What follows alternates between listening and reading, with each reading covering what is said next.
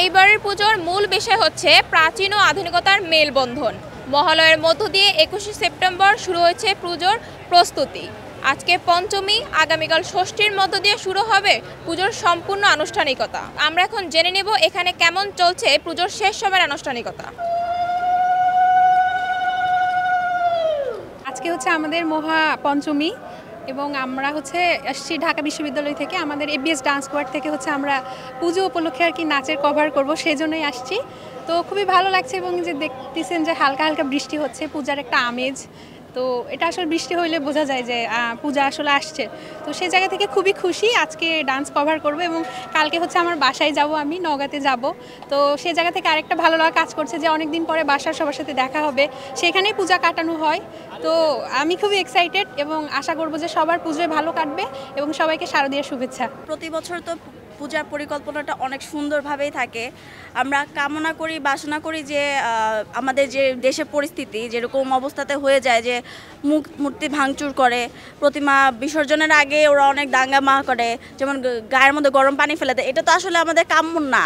আমরা মানুষ, প্রত্যেকটা আমাদের প্রথম ধর্ম হচ্ছে মানুষ ধর্ম, তারপরে বেসিক্যালি আমাদের রাষ্ট্রীয় একটা ধর্ম থাকে, বাহ্যিক ধর্ম থাকে, যে কেউ হিন্দু, খ্রিস্টান, বৌদ্ধ, মুসলিম, ঠিক আছে। তো সেইভাবে আমি কামনা করব যে আমরা সবাই ভাই বোন, হিন্দু, খ্রিস্টান, মুসলিম, আমরা সবাই ভাই বোন, এবং আমাদের যে পর্যাপ্ত পরিমাণে যেন সিকিউরিটিটা দেওয়া হয়, যেন আমাদের কোনো রকমভাবে কোনো পরিস্থিতিতে কোনো খারাপ কিছু না আসে, আমরা জানি শালীনভাবে আমাদের পূজাটা পালন করতে পারি। প্রস্তুতি দেখে তো ভালোই লাগছে, কিন্তু আশা করব ভালো থাকবে।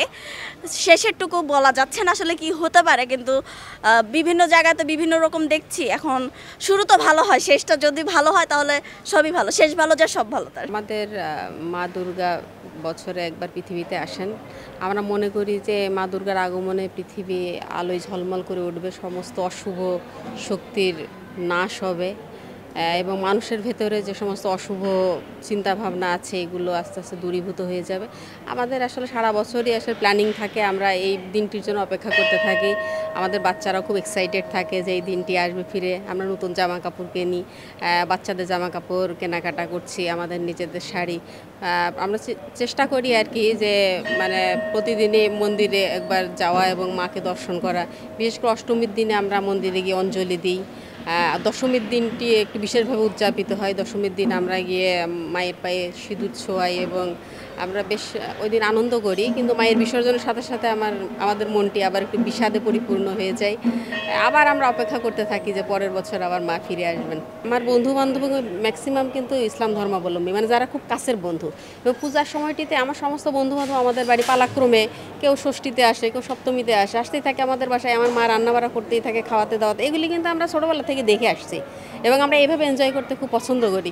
এবং আমার তো মনে হয় যে পূজা বা ঈদ এগুলো তো উৎসব, এগুলি সবাই সবার সাথে আনন্দ উদযাপন না করলে এগুলি ওই মজাটা আসবে না। শুধু যদি আমি যদি ধর্মাবলম্বীদের সাথে উদযাপন করি তাহলে পরিপূর্ণ মজা আসলে আসে না, আমার কাছে মনে হয়। 4 দিনে আমরা সব জায়গায় মন্দির ঘুরি, আর সারাটা দিন বাচ্চা আছে, হাজব্যান্ড আছে, সবাইকে নিয়ে আনন্দ ফুর্তি করি, মার দর্শন করি, পূজা পাঠ করি। সেটা কাপড় চোপড় হ্যাঁ কিনছি, বাচ্চাদেরও করলাম, আমরাও করছি, হাজব্যান্ডও করছে, ভালোই করলাম। কেমন কি আছে এইবারে? অনেক ভার আছে। পূজার প্রস্তুতি অনেক ভালো চলছে। আশা করি এবছর পূজা অনেক ভালো হবে এবং আমরা সবাই ভালো মতো আনন্দ করব, যাতে দেশের জন্য আমরা প্রার্থনা করতে পারি, সবার জন্য প্রার্থনা করতে পারি এবং যাতে আমাদের দেশ আরও অগ্রগতি হয়। তো সব কিছু মিলিয়ে আশা করি বিগত বছরের যেই ভুল ত্রুটি বা ভ্রান্তিগুলো ছিল এই বছর আমরা করবো না, বা এমন কোনো অনাকাঙ্ক্ষিত ঘটনা ঘটবে না যার জন্য আমাদের ফেস করতে হয়। সেই বিষয়ে প্রশাসন সোচ্চার দৃষ্টি রাখবে এবং আমরা ভালো মতো আমাদের শারদীয় দুর্গোৎসব পালন করবো এবং এই দুর্গোৎসব, এই পূজা পালনের মাধ্যমে আমরা মায়ের কাছে প্রার্থনা করব দেশের শান্তির জন্য, আমাদের সবার জন্য মঙ্গল কামনা হয়। আশা করি যতদূর মনে হচ্ছে এবার পূজা অনেক ভালো হবে, আমরা ভালো মতো পূজা কাটাইতে পারবো। আসলে প্রতি বছরই তো নতুনত্বের ছোঁয়া ঘটে। এখন প্রত্যেকটা, যেমন এবছর কিছু শুনেছি নতুন পূজার উদ্বোধন হচ্ছে কিছু কিছু মন্দিরে। তো আশা করছি যে এবারটা পূজাটা বিগত বছরের তুলনায় ভালো হবে এবং শান্তিপূর্ণভাবে সংগঠিত হবে, সেই বিষয়ে এই আশা ব্যক্ত করতেছি। রমনা কালী মন্দির থেকে আপনাদের সঙ্গে যুক্ত ছিলাম আমি সুমাইয়া পারভেজ দিয়া, রূপালী বাংলাদেশ ঢাকা।